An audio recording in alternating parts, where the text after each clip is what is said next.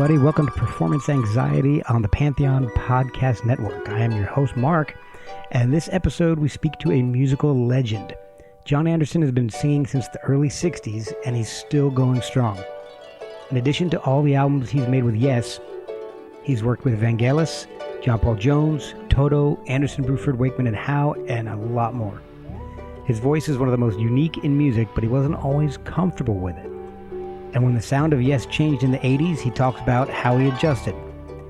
He gives us some great news about a couple of albums that have been unreleased for years. And he talks about his new album, 1,000 Hands, his new single, Go Screw Yourself, and his experience with interdimensional realities. Oh, and he also tries Mongolian throat singing for me. Follow him on social media. Pick up 1,000 Hands in all the usual places. Follow us at Performance ANX on social media. And if you like the shows we're giving you, consider treating us to a cup of coffee at ko-fi.com/performanceanxiety. There's no subscription and no commitment. And now I present to you Jon Anderson of Yes on Performance Anxiety on the Pantheon Podcast Network. Okay. Hi, this is Jon Anderson. Go and listen to 1,000 Hands. I'm on Performance Anxiety. Is that right? Anxiety Performance. Jon Anderson from Yes. Thank you so much for joining me. I really do appreciate it. This is just fantastic. Good. What I like to do is I like to find out more about how you got to where you are. And you've got quite a lot of things that got you to where you are. So I hope you don't mind a few questions, because... No problem. So you grew up in a family that was really steeped in entertainment. Your dad... Actually, both your parents were championship ballroom dancers, were they not? That's true. That's very true. My father, when he came out of when the war ended, I was born towards the end of the war in 1944, and my dad was still in the army, and he was going around as a comedian. I didn't know anything about this, but wow. He played the mouth organ. And I remember seeing him when I was just 1 year old. I was in this stroller, okay. And I was at this big sort of event. There was about 200 people in my small town. And my dad was on stage, and he had a kilt, and he had a Hitler mustache, and he was telling terrible jokes and playing the mouth organ. So as I grew up, around I'd go and watch the ballroom dance, in the local hall. Yeah. And listening to beautiful music from Glenn Miller and all those 40s sort of hit bands, Right. And they'd be floating around the room, beautiful to watch, along with others, but they were pretty famous in our small town. That's really well. So entertainment is kind of in your blood. Well, it's interesting that they called me John Roy because I always hoped that it was John Royston, which is a Scottish name. My dad was Scottish, but John Roy was a very famous music hall performer in those days. Okay. And his name was John Roy, the Melody Boy. And he'd come on stage with a ukulele, and he'd ask people to shout out ideas, and he'd sing about them. Oh, wow. He was a very spontaneous singer. And it was only a few years ago I remembered. Of course, that's why I can sing melodies anytime, every day. I sing different melodies because I come from that world of the old school of writing music, spontaneous, That's really cool. And now, when did you start playing? Because I read something that you actually started playing washboard was one of your first instruments. Yeah, when I was 9 years old, I joined my first band. It was like 3 or 4 guys with a couple of guitars, somebody on a drum, and I was on the washboard with little metal things on my fingers to make it sound loud, Yeah. And we were, funnily enough, we were doing American songs. Most of them were American country folk songs. I don't know what they called it here, but over in England, there's a guy called Lonnie Donegan. Oh, yeah. He was very, yeah. and he was doing this skiffle. It was cold. And I think skiffle was an American thing. Chicka-ching. Yeah. You know, bet on Stewball, because he might win. Bet on Stewball, because he might win. It's sort of about a horse. Thinking about it. Yeah. And so we were terrible. I know we never did a gig, but we made a hell of a noise in the garage. That's really cool. Now, you missed your calling, though. About maybe 15 years ago, North Mississippi All-Stars brought the washboard back. They electrified it and put a wah-wah pedal on it. Oh, there you go. I was way ahead of my time. Exactly. Was your brother Tony in one of your bands? Yeah, Tony was in the band, and when I started working sort of with the band, it was in 1962. My brother had a band called the Warriors. Right. And I was 17, I think, 18. Okay. And I remember it vividly because it was 1963.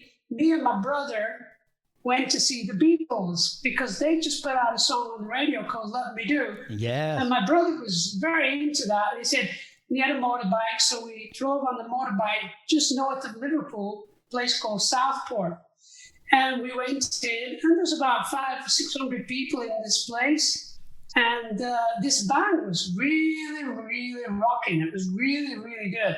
And the girls screamed at the end of the songs. Yeah. But then we saw that the album was for sale, and he had a T-shirt. Can you believe it? Wow. I know. Early merch. Way before anybody had ever done that. Yeah. And so we became Beatle fanatics, you know. And 6 months later, we went to our local town, which was bigger than where I was born, this place called Blackburn. And the Beatles were playing there. So we went to see them. We couldn't hear a damn thing because everybody was screaming. Oh. 6 months later, this whole thing had exploded, you know? Man. And so I remember watching Hard Day's Night and realizing, I want to be a Beatle. Was this around the time you were working on the farm? Oh, yeah. We were working on the farm since I was 10, 11 years old, delivering milk and, you know, keeping the money going for the household because my dad was very ill. Yeah. And too much dancing, I think. Well, something like that. Yeah. And so I left school at 14, so I'd go straight to the farm. We stood about a mile. It was a mile up the road. And I used to get a bus every morning at 5:30. And, you know, you chase cows around the field, get them into the place to milk them, and then put them in milk in a bottle and go out and, you know, deliver them. Right. And that was my gig till I was about 16. And I thought, I don't want to do this all my life. It's very healthy, but I don't want to do it all my life. So that's when I just, I joined a rock and roll band. Were you always a singer, or was an? Yeah. Well, the thing was, me and Tony, we did the Everly Brothers, and I did the high vocal, and Tony did the lower vocal, and we did all the, you know, dream. Not as good as that. Yeah. And Wake Up Little Susie, Wake Up, all the great songs. Yeah. And that's what we did when I joined the band. We did Everly Brothers and Beatles songs, Holly's songs. We always did the top 10 hits, you know, because that's what the audience wanted, you know. Yeah, oh yeah. And the Warriors lasted for a while. You guys were playing out for quite some time before you. It was probably 5 years. Okay. By the time, you see, in the band, my brother left the band after a year or so because he got married and had some kids. And then I decided to keep going with the band. And we needed a keyboard player. So we got this guy, Brian Chatton, who was 16. This is around 1966. And he joined the band only because he could play Green Onions. Oh. Yeah. Anybody who could play Green Onions, you were in the band. Yeah. And he was good looking. He was a good looking guy. And it's so funny. But that's the guy I started writing 1,000 Hands with. Oh, really? Oh, wow. Years, 30 years later, we got together and wrote some songs together, which became 1,000 Hands. So that's amazing. It's bizarre, in a way. Yeah, because, in the 60s, everything was the Beatles, the Rolling Stones, the Beach Boys, Frank Zappa. So by the end of that period, I was in the band, but they wouldn't rehearse in the band. The guys in the Warriors, they got sick and tired of me asking them to rehearse. So they told me to go away, not in those words. They kept saying, "John, stop waking us up in the morning, go away." So after the third day, we were in Frankfurt in Germany, and they just wouldn't rehearse any new stuff. And I got sick and tired, and I left the band and went to Munich, and I had that incredible fortune to go to a club with these two girls that were taking care of me because I was so high on acid at that time. I couldn't really verbalize what was going on in my head. Wow. But we went to see this band, and it was Jimi Hendrix and The Experience. They were doing touring clubs, Yeah. And it was unbelievable to meet him and just smoke a joint with him at the party afterwards, Oh, man. I know. And then I went to London looking for fame and fortune. Yeah. Now, is that the time? So you leave the Warriors, and then I saw that you were singing with The Party, Les Crunches, and singing demos for Elton John and Bernie Taupin. Yeah. Well, the deal was, I had a very mystical thing that happened when I was in Munich. The English Gardens is a beautiful part of Munich. And I used to go there every day trying to figure out why I was alive. Oh. Why am I alive? In my mind, I was going round and round and round and round. Yeah. And all of a sudden, I just didn't know what to do with myself. All of a sudden, I heard this voice saying, "John." And I looked around, I was in the middle of a field. There's nobody around. John, yeah, nothing really matters. Don't worry. Who the heck is that? And that was it. So I ran back to the apartment. I was staying with these two girls and opened the door, and on the floor was a telegram. And it was a telegram from my mother. She said on the telegram, "John, there's a group in Frankfurt wants you to be the singer in the band. Here's the phone number. Love you." So it's true. And all of a sudden, I realized that was it. Why I was so upset about life is because I didn't think anybody wanted me, but this band wanted me. Wow. And they were called the Gentle Party, and they lived in just near Frankfurt. So I joined them for a few months and then went to London. And the rest is history. Wow. So I do have a question. I mean, the purpose of this show is not to go rehash, the same things that, the history that's been well recorded. I want to hear some interesting things, but I do have a question. I've been listening to a lot of the older stuff, the stuff with the Warriors. And terrible. Well, and the Hans Christian Andersen stuff as well. And terrible. Well, it's funny because Never My Love, specifically in More Than Mississippi Hobo, but your voice sounds a lot different to me than it does even on the very first Yes album. Loses desire for you. Never my love, never my love. What makes you think love will end when you know that my whole life depends on you? What happened? How did you find your voice? Practice. I just kept singing until it got better. I never liked the recordings I did. Okay. But I was, in those days, you do anything for couple of dollars or pounds in those days. Yeah. Something to pay the rent, and have something to eat. And then, I did Never My Love. I love the association anyway. And even when me and Chris met, we talked about Paul Simon's song, Simon and Garfunkel, The Association.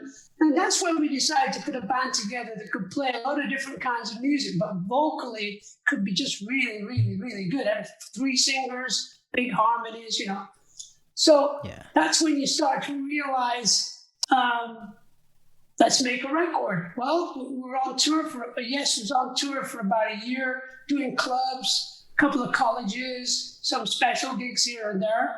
And then we started recording our first album, and I still didn't like my voice at all, but we did it. And then did a second album.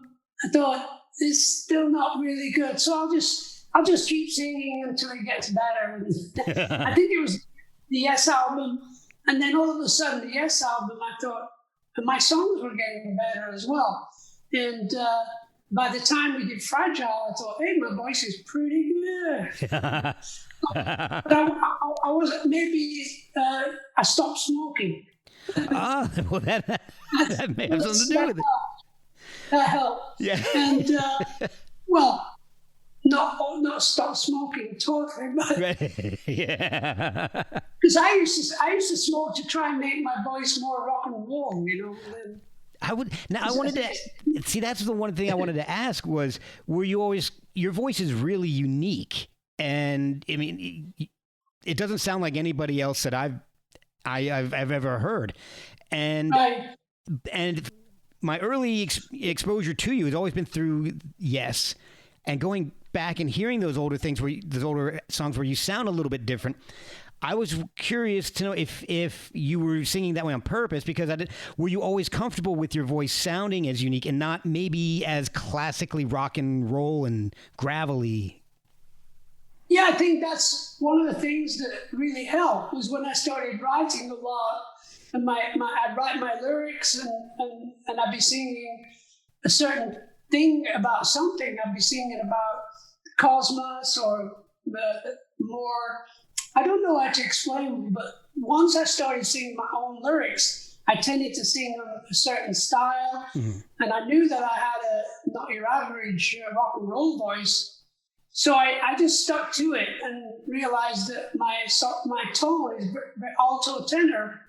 So I'll just sing the way I am. And I think it was, Your Move and All Good People and Fragile especially, but the Yes album was very, very unique, that I could sing a certain style. It actually worked with the band because they were very musically, very aggressive at times. Yeah. With Steve Howe, it was always more melodic with his beautiful guitar work, and I just seemed to fit in vocally. And Chris Squire's beautiful vocals, when I listened to some of the original recordings or some live shows, Chris was always there. And he had such a beautiful bass part, always balancing out the voice, and it wasn't grunge or anything like that, except for the end of Starship Trooper. Very grunge. Yeah, that is a great track. I still remember the talks by the water, the proud sons and daughters that knew the knowledge of the land, spoke to me in sweet accustomed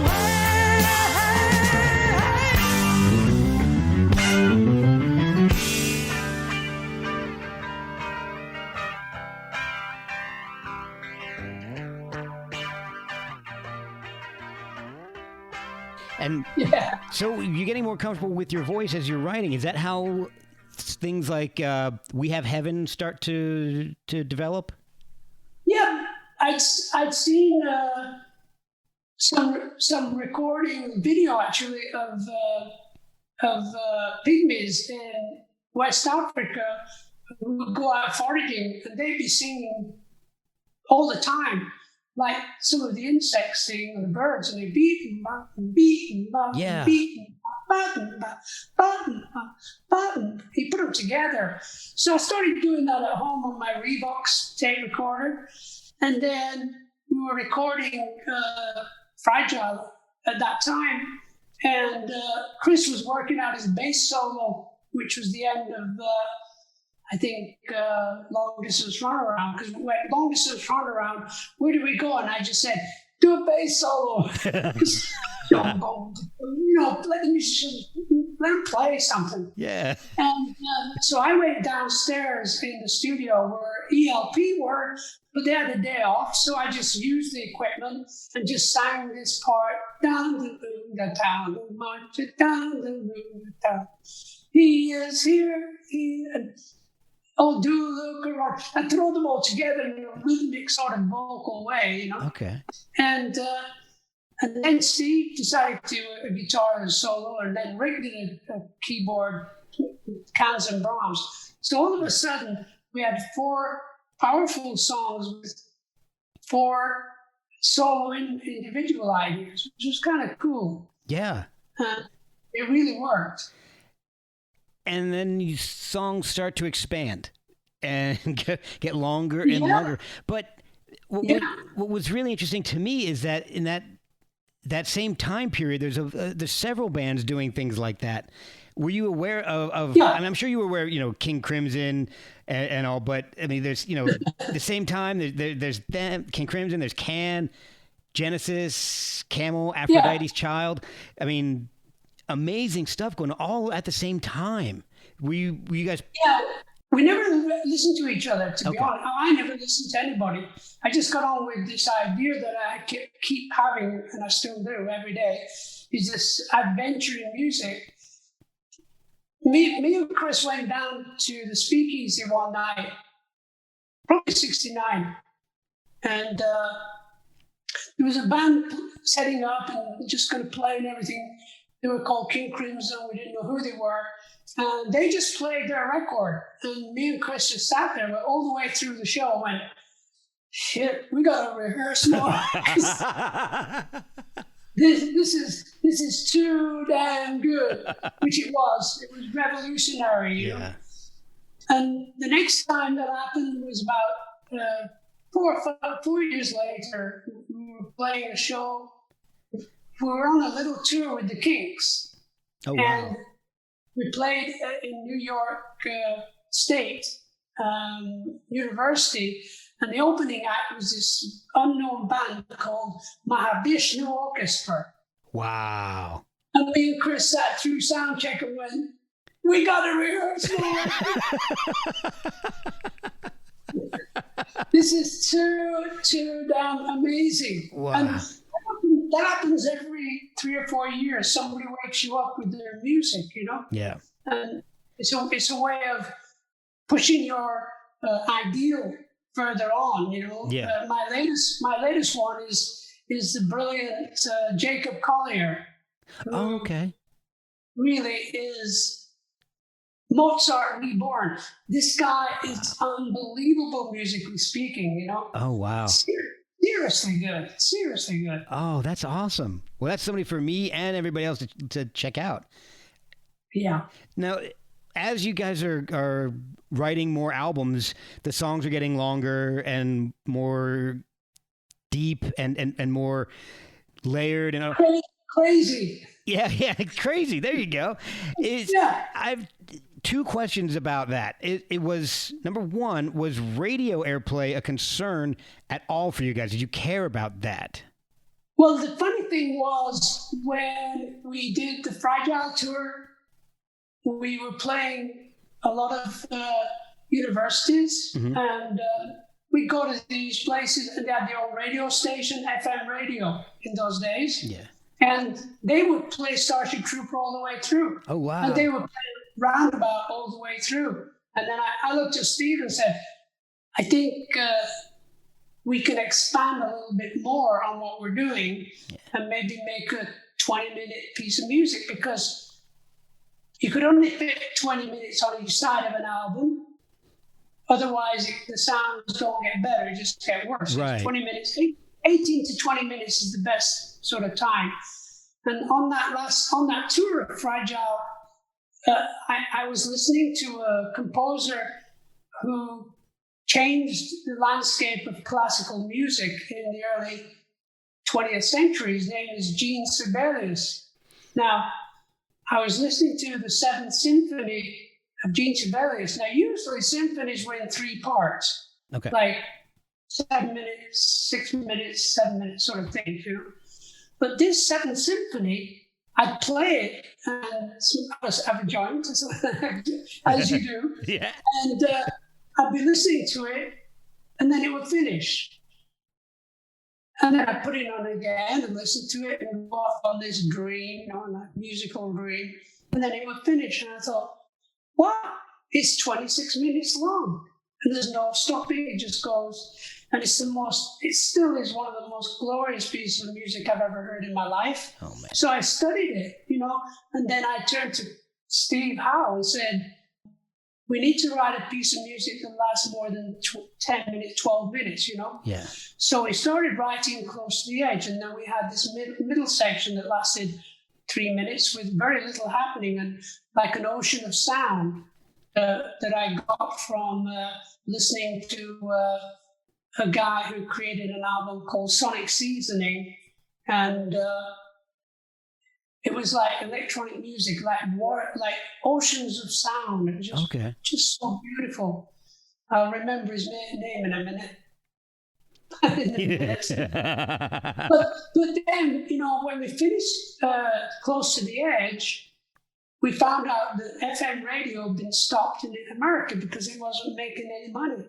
So everything went upside down, and now all you had in America was the top 20 or top 40 over and over and over again. So in a way, we just kept going that way when the radio went that way. Right. And thankfully, I can only say thankfully to the fans who stuck with Yes at that time. They still came out and watched the band play long-form pieces of music for the next few years, you know, really. Now, it's quite amazing. That was the other question I wanted to ask, is as you're developing these very dense pieces of music that are 20, 25 minutes long, as you're writing, are you thinking about how you're going to pull things off live? Or again, is that we'll just worry about that after we get what we want in the studio? At that time, because I started off with Yes when there was a lot of good staging going on. Okay.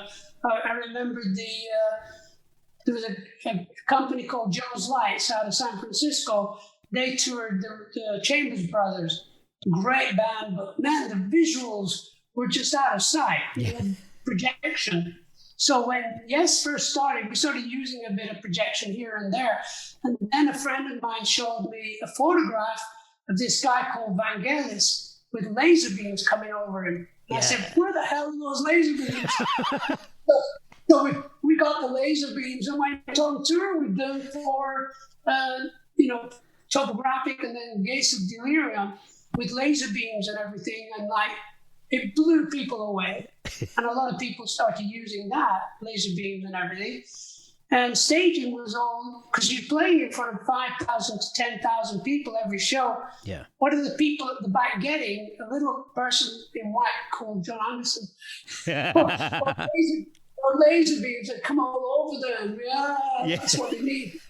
And that's what we spent. We spent a lot of money on touring, doing the visual show, which was really good. We'll be right back after a word from our sponsors. So, what spurred the desire to start wanting to do solo albums?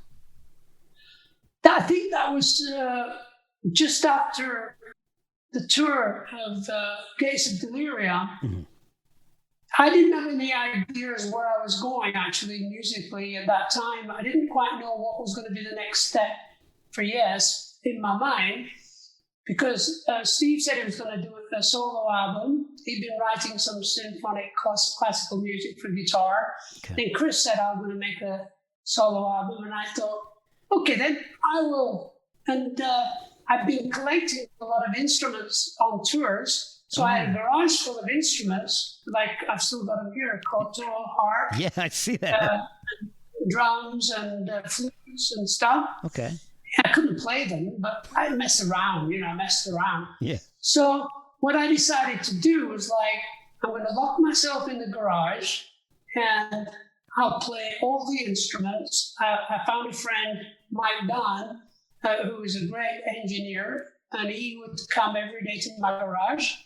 And for 3 months, that's what I did every day, was to go in the garage and work on the music and learn how to play sitar.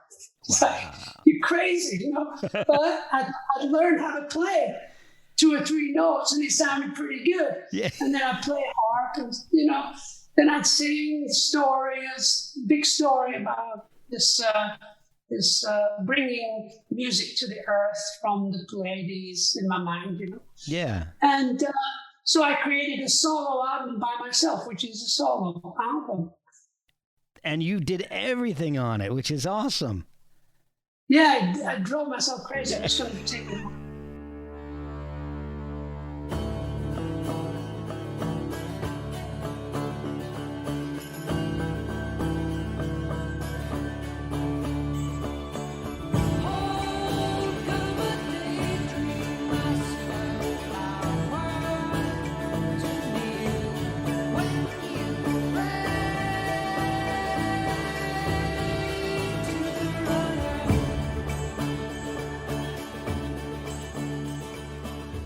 Singer's Saving Grace. Oh, okay. Look at that. See, that's another thing I wanted to ask you about is, I mean, you've been singing for what, like 60 years now? And yeah, I listened to one of my favorite vocal performances ever put to tape is Awaken. And I heard you sing a live version of that from, I think it was 2013 with something called Todd Mobile, which I thought was like a cellular phone company, but yeah, but I guess it's not. And no, Iceland, yeah, Todd Mobile. And your performance is amazing. It's just as good, if not better, than the recorded version. It was just magical week. We had 1 week. Me and my wife went there, and there they were, the band with singers, and then we had 3 days to rehearse what we were going to record, which was Awaken and Heart of the Sunrise and 2 or 3 other ones.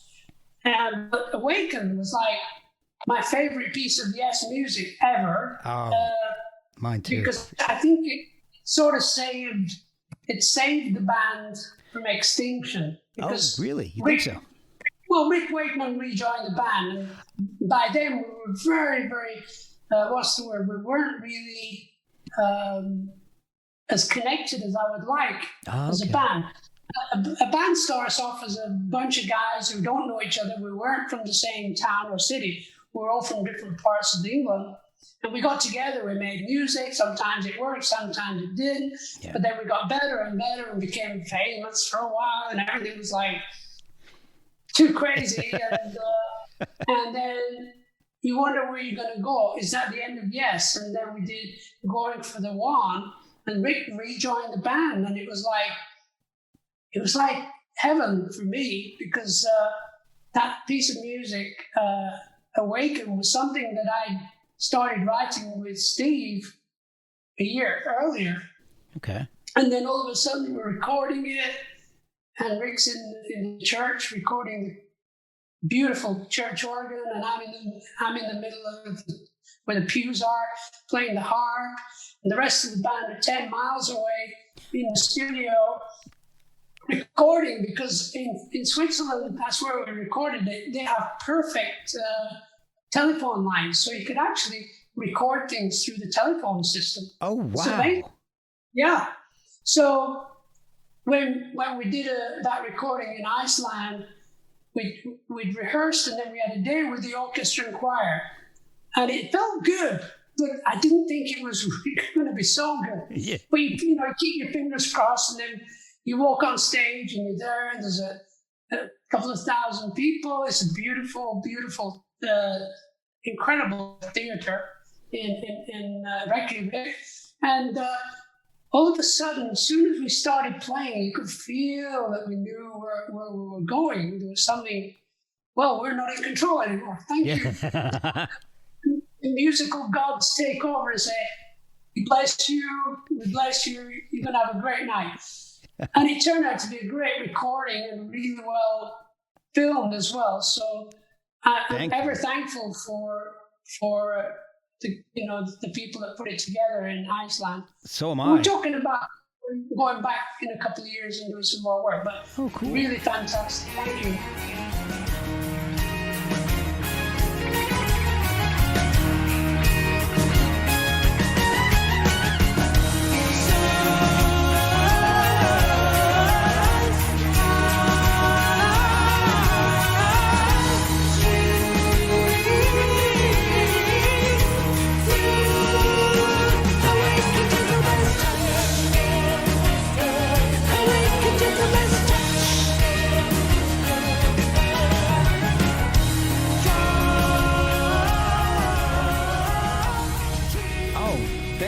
Because I'm like you said, I'm very grateful it was recorded because I've been listening to it over and over and over again. It's a beautiful version of like I said, one of my favorite vocal performances ever recorded. So thank you. I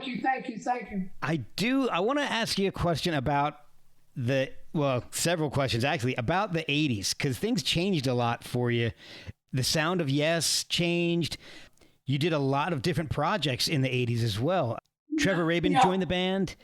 What was the response when you went from these like long 20-minute songs to more radio-friendly music on 90125?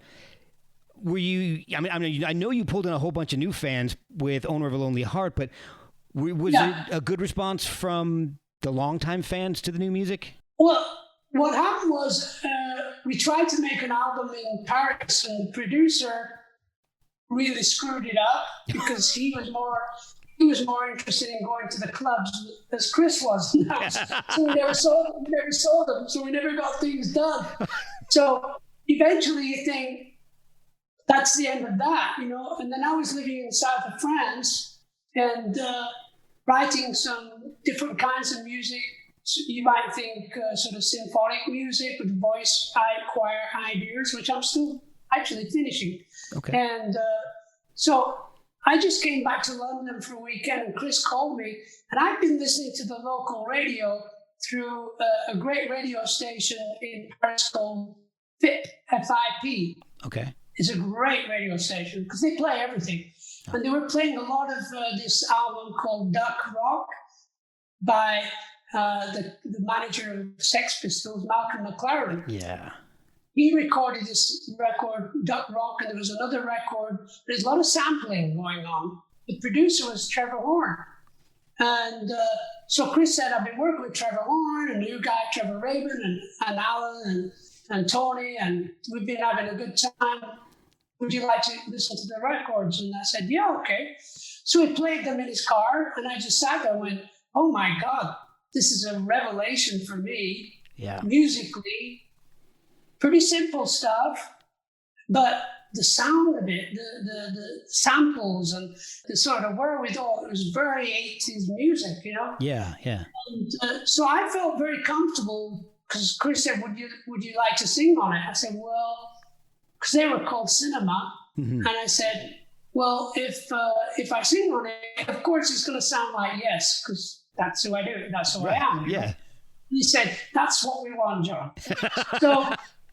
So I went in the following day and spent 3 weeks writing and changing things around here and there, because Owner of a Lonely Heart was already a hit record in my mind when I first heard it, but the verses weren't really, they were okay. Yeah. So I just did I did the very staccato movie stuff. Da-ba-da-da-da-da, da-da-da-da-da, da-da-da. Owner of a Lonely, it was a hit, Oh, yeah. And so I wrote the first verse with Trevor Rabin, and then the second verse with Trevor Horn and myself. I just had a great time. I had a feeling that I'd missed Yes so much. And I really had. I missed being in Yes, if you like. Yeah. So for the next 4 years, we toured around the world a couple of times. And just before we went on tour, I've told this story many times, but I went to see Spinal Tap. And that did it for me. Like, the madness and the craziness of going on tour with a hit record is Spinal Tap, you know. So I just laughed my way through 3 or 4 years of touring. Oh, it was only later on when the next album came along when they tried to do another hits album. Yeah. And I kept saying, you shouldn't be doing this, guys, because we should be making longer form pieces of music. And I've got some ideas here. And John, you don't know what you're talking about. I said, okay. And so I was pushed to one side. So I went out and did another album with Vangelis, and I did some more. I did an album with the wonderful Toto.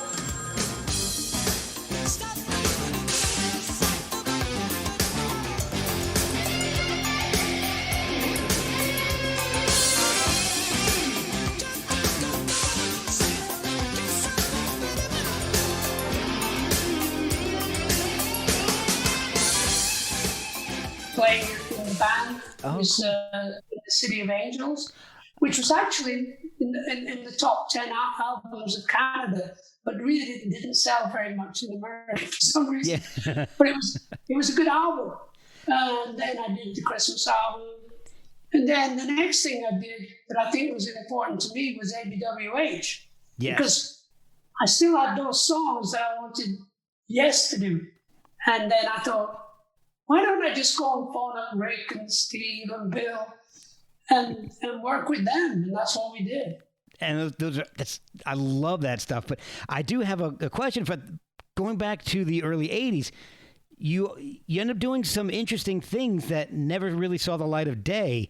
And I'm kind of wondering if Thousand Hands took 28 years to see the light of day. I'm curious to know if any of these projects will see the light of day. So let me ask you about a couple of these things here. You wrote 2 other pieces, and I know of one. I've heard bits and pieces of one, but the first is the Firstborn, the piece that you wrote on Daphne Charters. What was it on? The album you wrote called Firstborn? It's the life and work of Daphne Charters. Oh, sorry. What is it? Gosh, thank you.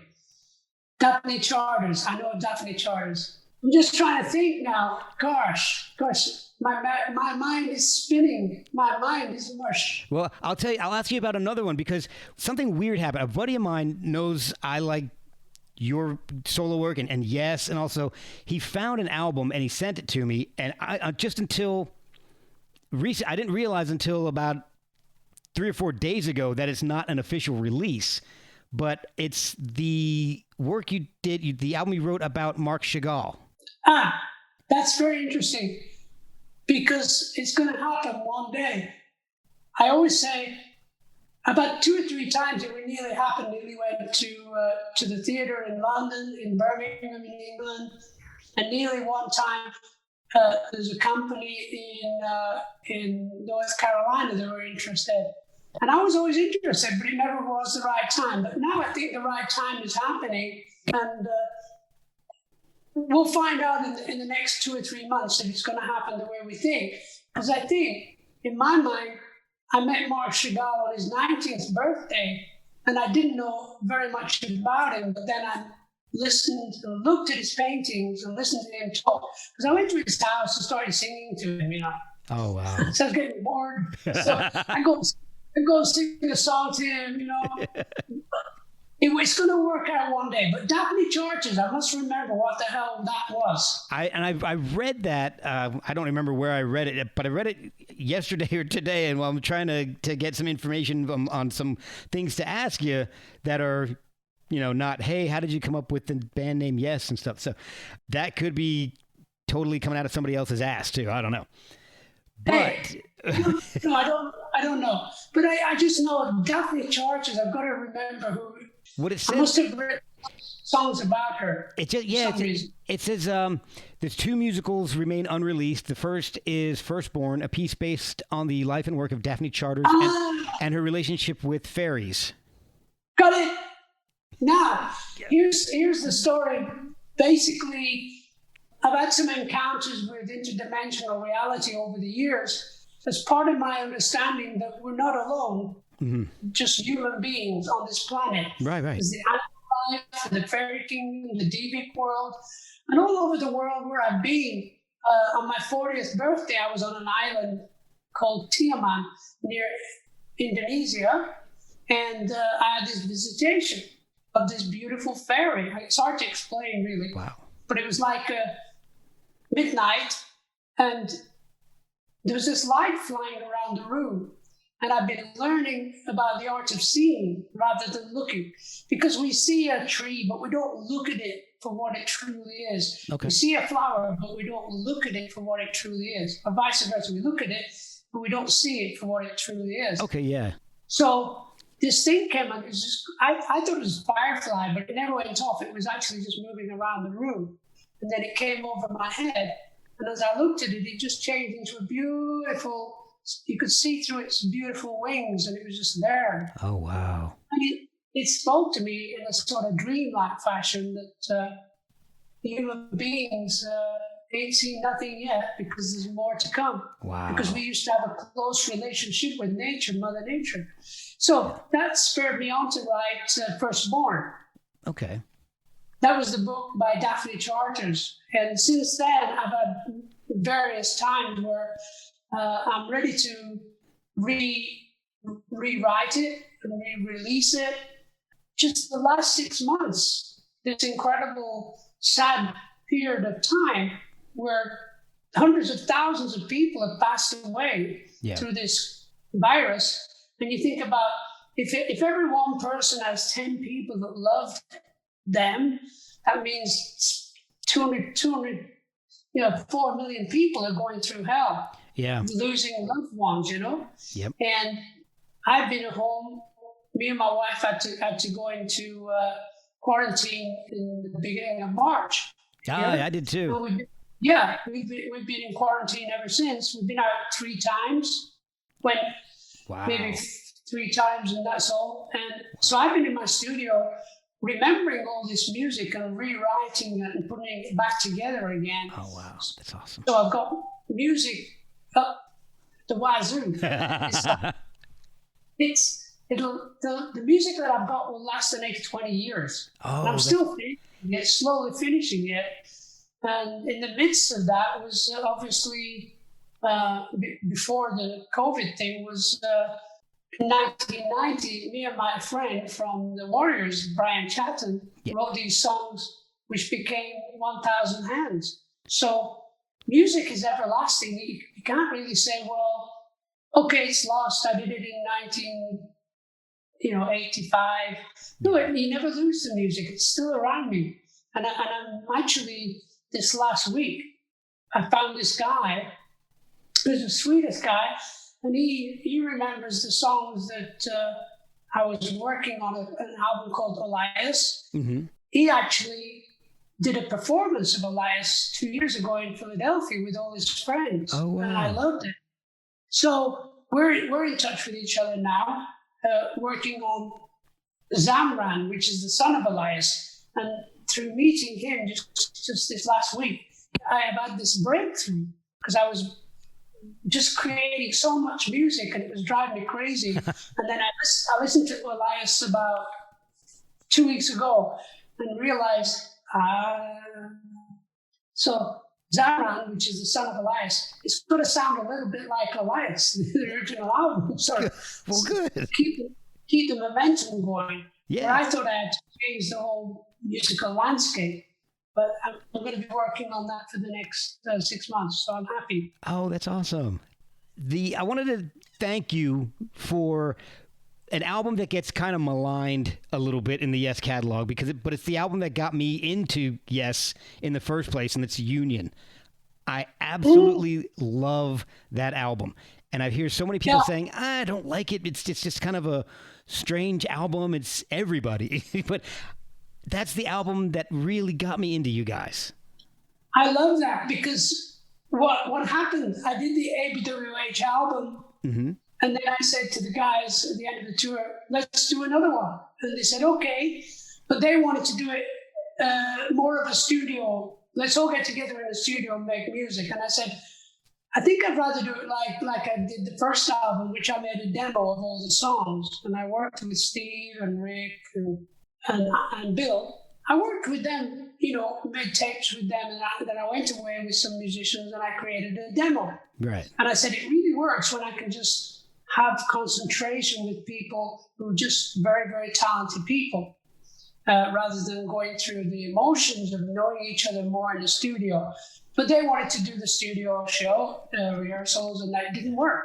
So we actually, the reason it didn't work, one of the reasons was we were doing it in south of France, and we were there as a band with Bill, Steve, Rick, and Tony Levin, and we were good. Tony Levin's great. Oh yeah. We just couldn't get into a groove. There was a lot of jamming going on. So we all went to Paris, and it just happened to be the European soccer matches, the European Cup. Okay. And we could never find Rick. So it sort of imploded. So then there was a phone call from the record company saying, we've invested a lot of money in this album. Can you guys get together with Chris and Trevor in LA? And I just said, yeah. At the moment, why not? Because we don't know where we're going. Yeah. But we had about 5 or 6 good songs. So they had 5 or 6 good songs, and then we put them together as an album. But the key to it was performance, because when we went on stage, there were 8 people on stage. It was magnificent. It was the best touring that I've ever done, the Union tour. It was very magical, and the album did well. But, it solidified that, Yes kept going over the years, no matter what, Yeah. Well, one of my favorite tracks by the band Yes is on that, and Take the Water to the Mountain. That is, yeah. I love that song.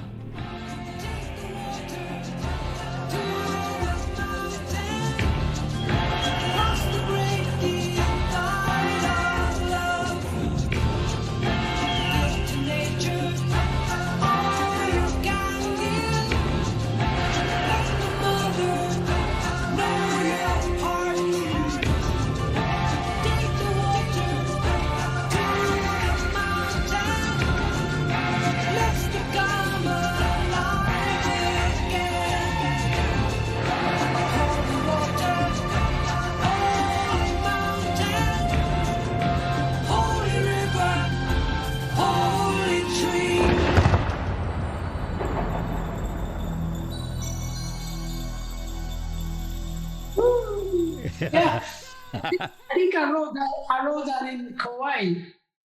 Wow! Oh man! I wrote 2 or 3 songs. Me and my wife went to Kauai, and it was one of those moments where you think, "Oh gosh, this is a song from that world, that world of indigenous world." Very, very, very important time. It's very powerful. I absolutely love that song. So, thank you. So I've read or heard that that nobody was happy during the making of the touring of that album. So is that all pretty much all crap? Well, it's funny. I can only give you one instance of what happened. We've known each other forever. We're brothers. Sometimes brothers love each other, sometimes not so much. I've got one. So there was a lot of cocaine around, a lot of drinking. And I never went there at all, ever. But I remember we were doing a sound check. I think it was the 5th show. And Steve, who can be kind of funny at times, he waved me over. John, can you tell Trevor to turn down a bit, please? And I said, say it again. I said, you want me to tell Trevor to turn down? Okay. So I was on the other side. Trevor was on the other side of the stage. It was around stage. Right. So I went to the other side of the stage, and I said, Trevor. I said, yeah. Cool, man.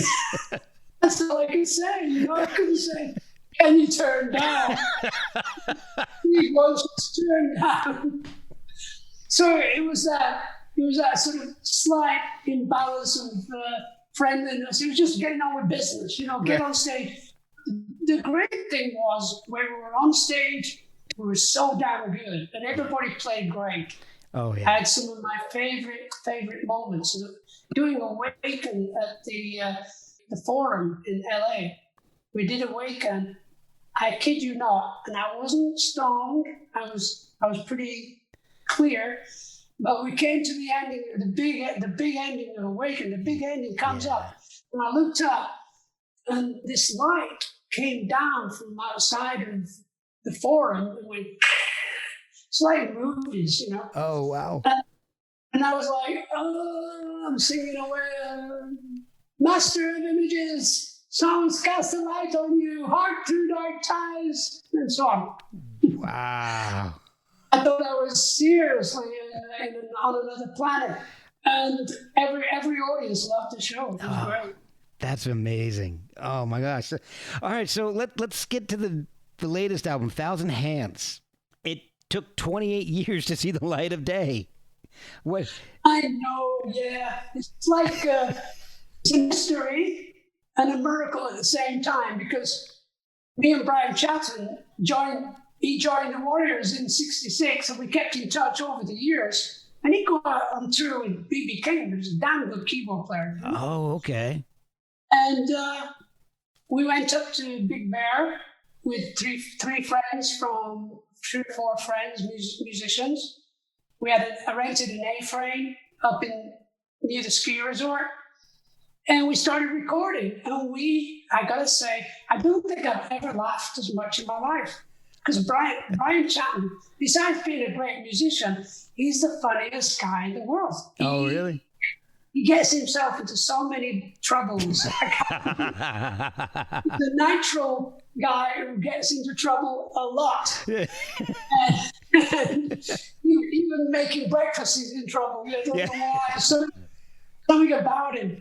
So we had a great time. And then I went down to LA and got Chris and Alan White to play on a couple of tracks. And I started saying to Brian, I said, we should call this album Us Lot, which means a lot of us if you live up north of England. Okay. Us Lot. And so we started getting in touch. I was very interested in getting in touch with the Beach Boys to get them to sing on a couple of songs. Wow. So I met with a couple of the guys, with Bruce Johnson. Mm-hmm. I met him at NAMM. And then it's so funny because I drove up to Monterey, where they live, if you live up there. Okay. The day the Rodney King riots happened. Oh, wow. I already decided to get out of Dodge, so I went out of Dodge. I went north, met with Bruce and a couple of guys from the Beach Boys, and fell in love with this area that I live now. It's near San Luis Obispo. Okay. And I even started thinking about, well, I'm living in America. I should become an American, Yeah. And so time goes along, and went back to Big Bear, tried to finish more songs. We had 8 or 9 songs, and then Brian decided to run away with a girl and get into trouble again. Yeah. But I love the guy. And then I put the 24 tracks in my garage for 26 years, which is bizarre, but they were stacked up there, Oh, my And gosh. then about 2 years ago, this producer, Michael Franklin, he got in touch and said, hi, John. He worked with Brian, trying to mix some of the songs, but they didn't sound really that good for some reason. They tried to make them more like, either radio friendly or something. It just didn't sound the way I thought it should sound. Okay. So I said, what do you want? And he said, what are the tapes from Big Bear? So I said, they're in the garage. So I had to think about it. So he actually got me to send them to him. He lives in Orlando. He has a studio there. And about 2 weeks later, he took the 24 tracks and baked them in an oven for an hour, and then you can play them once. They just fall apart. Yeah. Straight into the computer. He sent me some mixes, and they were so good. And on one of the mixes, which was Activate Me, there was this guy playing flute like crazy. Activate me. All you gotta do, just mesmerize my heart and soul. This time. This time. In the answer to the proposition 3321, we've been waiting here for you since time has begun. And the only way we And I said, dude, who's playing flute? He said, is he an Anderson? I thought it was. Wow, that's amazing. I said, that's amazing, because I always wanted people to play on the record. I said, how many musicians do you know, Michael? He said, well, I went on tour with my brother, playing with Chuck Berry for 15 years. I know everybody. Oh, So wow. I said, well, the first person I always wanted on the record was the drummer, Billy Cobble. Oh, yeah. He was in my Vision Orchestra. Yeah. And we'd always been, we kept bumping into each other. I saw him in Paris with his band, and it was brilliant. So we got Billy to play on Come Up, which 1,000 Hands Come Up. And then he got Chick Corea to play on it. And I said, I just worked with John Ponte to get him to play on it as well. So this and that guy comes on, another guy comes on. So many people. He actually recorded my favorite vocalist band, which was a band called Zap Mama. Oh, yeah. From Belgium. Yeah. And I'd seen this band in 1991. Yeah, they played my college in 91. Incredible. Yeah. That did sing this music and walk across the stage and oh my God. So, by the time, we got to a certain point, it was like, okay, well, we've got all the songs we need. The last song, it was an orchestral version of a song called Now, which we split into 3 parts, like first verse, second verse, last verse at the end of the album. Mm-hmm. Because for a song, it didn't really hang together as one song. It would be better to cut it up. Okay. And thankfully, Michael Franklin and Matt, the engineer, they listened to what I wanted. They knew what I wanted. And now and again, we did edits that they didn't think were good, but eventually they lived with it and it worked. And so we just had to finish the last song. And I thought, well, I'll get Steve to play on it, because I got Chris, Alan, and then I've got Steve. So it made the album like that. It made it just right. Oh, man. And it took a while to find a record company, but now the world is changing. The record is out. Yeah. And I'm so grateful that the record got finished, and very excited about the future, musically speaking. All right, so I have a couple questions about some of the tracks on there. Okay. You tend to use, and like we talked about on We Have Heaven and other tracks, you tend to use your voice like an instrument rather than just singing vocals. Yeah. So on like Ramalama and Where Does I almost said where does mucus come from? So that's a whole different question. Actually, that could be another. And where does music come from?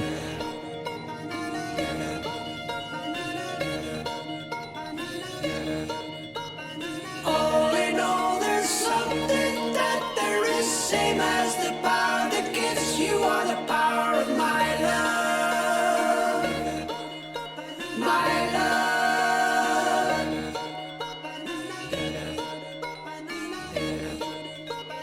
All in all, there's something that there is, same as the power that gives. You are the power of my love. Is it difficult to put together, to start layering that kind of stuff? No, really. It goes back to the time that I did We Have Heaven. And it's something that I do all the time. I was actually just doing it this afternoon, which is you start with a and then you had banana. And so I actually just sent, I have about a dozen of these pieces in my computer over the last 10 years. Oh. So I just sent in a couple that I have with no drums, no keyboards, just vocals.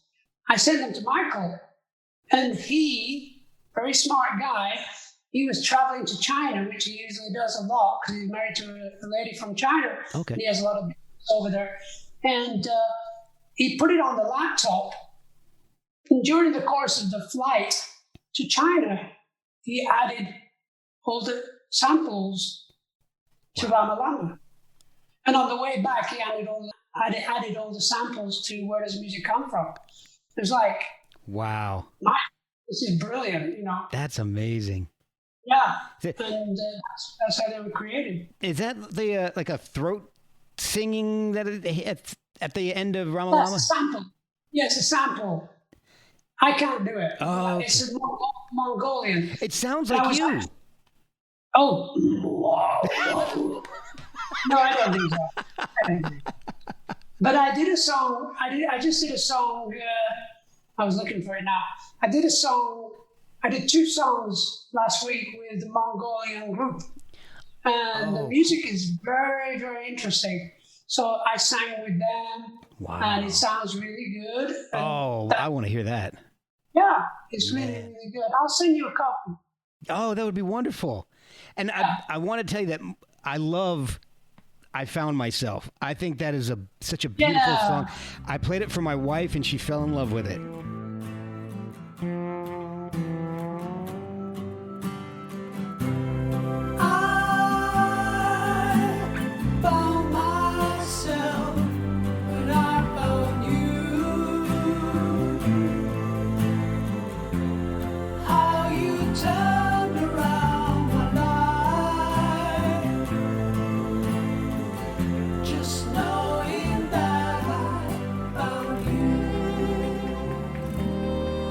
Yeah, well, my wife, like women, are so beautiful. They keep us together. They do.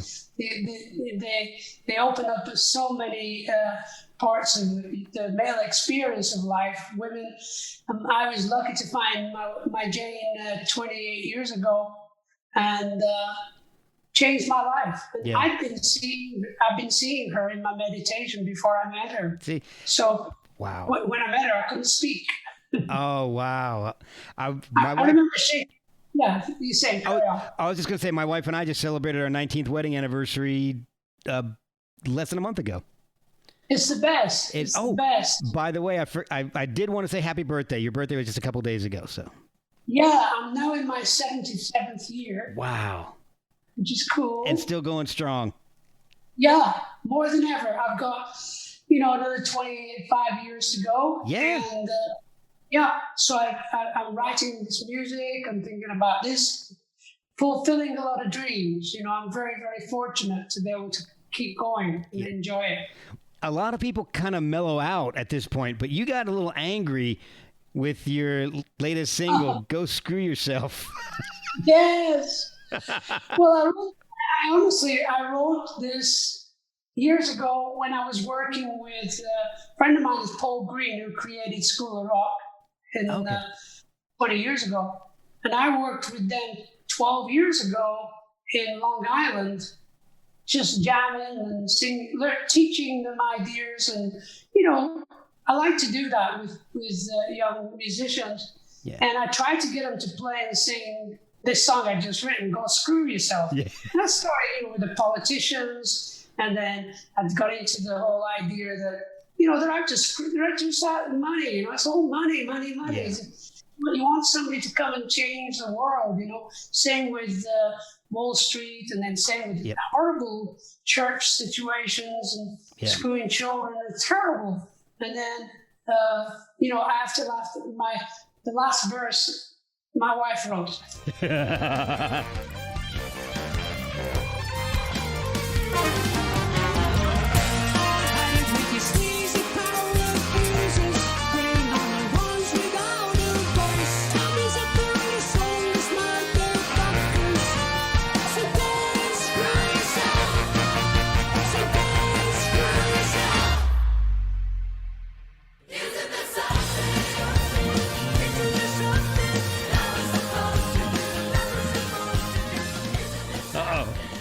said, "Are you gonna sing, motherfucker?" I said, "Yes, I'm gonna sing." Yes, I wanted to ask you about that.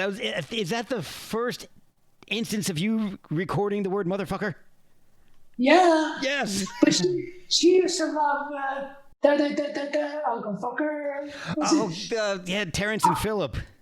Yeah. Yeah, from South Park. Yeah. South Park. Yeah. Oh, she loved that so much. So the idea is, the main part of the song is, isn't there something we're supposed to do? And you get the kids, young people singing that, and it resounds, you know? Yeah. And I'd actually updated it after Sandy Hook. Oh. And then the gun control crap, Yeah. you know, the fact that nobody's done nothing. Nobody's done nothing. You know, silly old Orange Man talks about, now he's talking about spending millions and billions of dollars infrastructure. 4 years ago, he said infrastructure. You Never know, did a damn thing. but that goes along with the song, because every single one of them says that, and nobody ever gets done. No, it's just too damn crazy. Yeah. And change we must, you know. That's the emblem of the song. Yeah. That we must change. We have to change. The Mother Earth is really trying to tell us a lot of things. Mother Earth created virus, you know? Yeah. And the virus was created because, very simply, I've got it on my website. It was sent to me by my spiritual teacher, and she said, because of the deforestation, animals, insects are being shoved together where they don't usually be shoved together. Right. So the virus is coming out of that. Wow. I never thought of that. Yeah, it's the deforestation around the world is creating viruses that are very dangerous, and they're going to kill us off. I never thought of it like that. Unless, you know, we treat the Earth Mother with love and respect, because actually Earth Mother is our home. And what are we doing to our home? We're destroying it, you know, from within.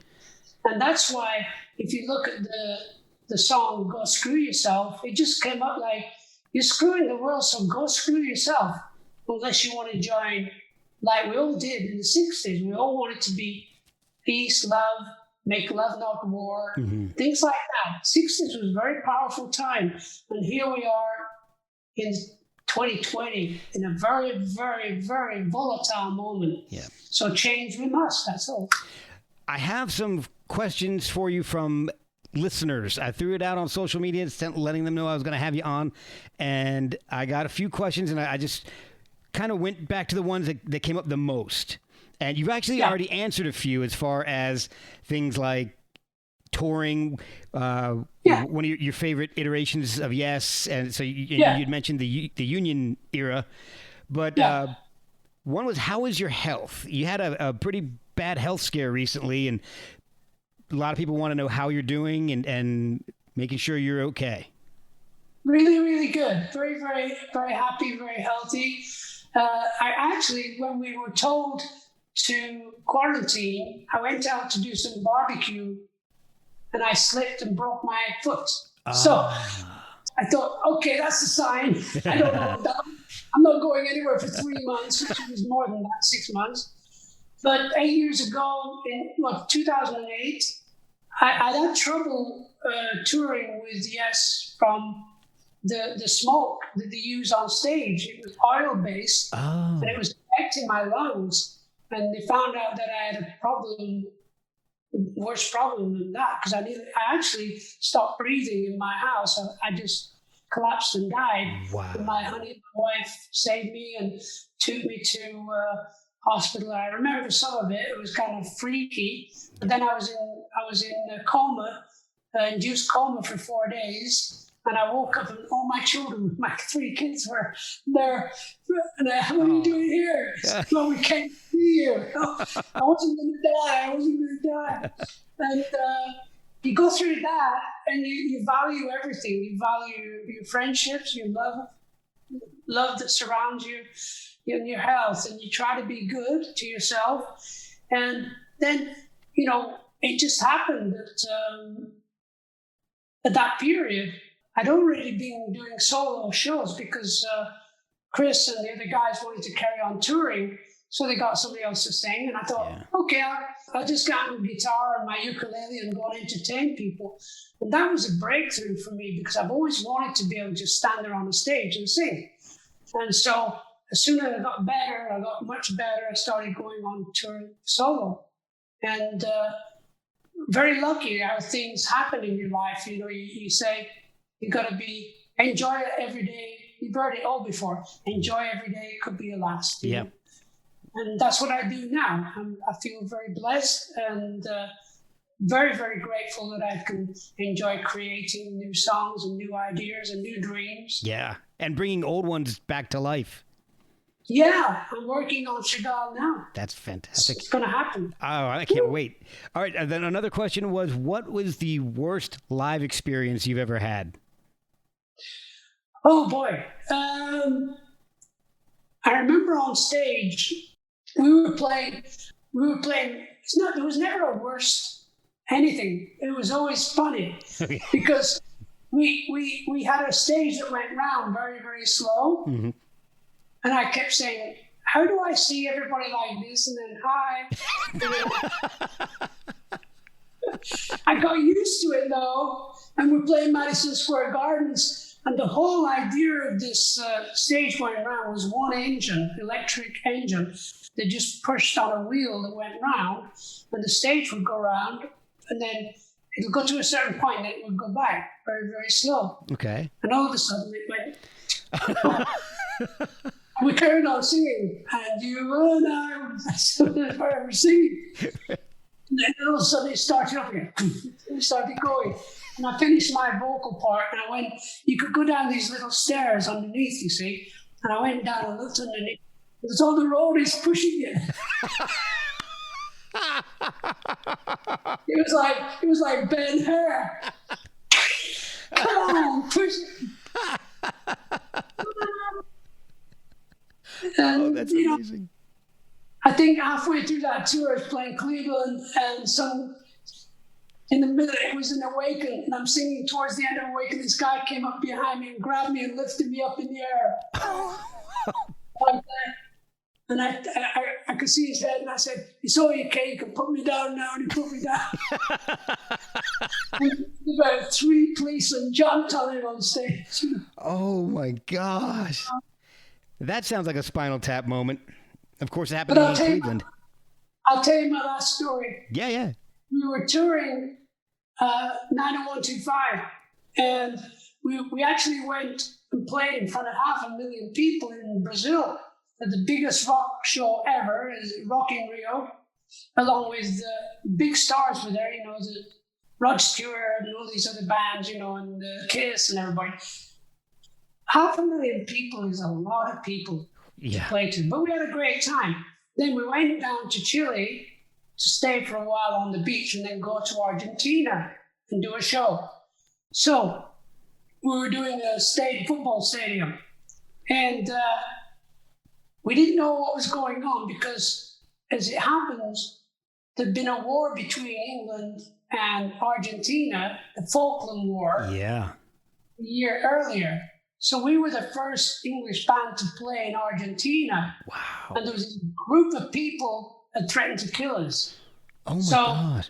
Yeah, so we had this phone call with the Presidente in our hotel in Chile. And not in Chile, in Uruguay. Okay. On this beach, beautiful beach. And then we're in this hotel, we had the guy talking to us. Okay, I really believe we will take care of you. You are safe. You will not be killed or murdered. You will be taken care of. We will make sure. And I said to the manager at the time, I said, what the fuck's going on? I'm going home. He said, no, it'll be okay. Don't worry. So we all went to the airport, and each guy, there was Tony Kaye, Alan White, Chris Squire, me, Trevor Rabin. We all had our own jet plane. Wow. From the air. Yeah. And everybody was had dark glasses on. Because, you don't know who you're talking to. So we all get in our planes. We fly to the airport in the center of Buenos Aires. And then we get into these limousines to take us to the Hilton Hotel, and all of a sudden there's motorbikes coming along with us, and they've all got the sirens on. Why are they making so much bloody noise? Because people will say, "Oh, here they are," you know. So we stayed there 2 days, and the second day we went to do the show, and we go on the freeway to the stadium, and we get stopped at the freeway where you have to pay a toll. You know, yeah. The guy who was running the toll booth, he wouldn't let everybody through without paying. So we were stuck there for about 20 minutes while they sorted out who's got the money to pay the guy, right? And then so we get to it's a big stadium surrounded by army people with guns, dark glasses, 2,000 troops around the stadium. And we're going in and we're looking at all these people and who are they?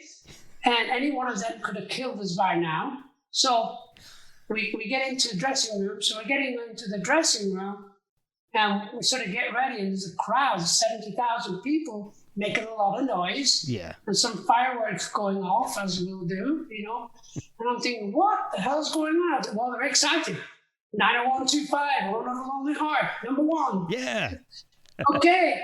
So, everybody's ready to go on stage. Yeah, everybody's ready. So we get in the line, and Chris is standing behind me, and he's holding my shoulders like that, you know, and I'm holding, you know, Trevor Raven, walking along, and we're lined up, all these army people with guns.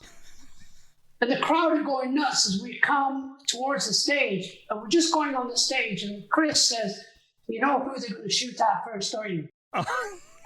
The singer. The singer. So I spent the whole show running around.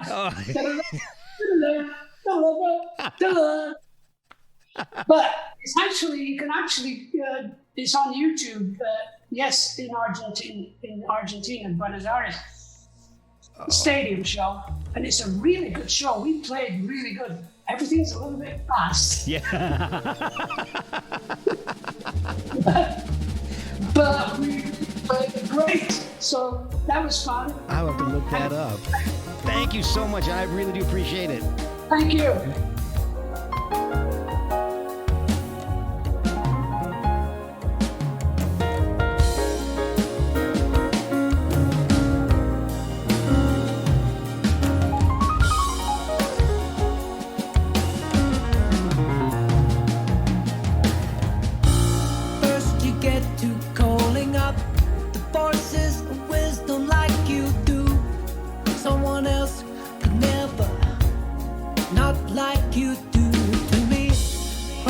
Imagination with your personality.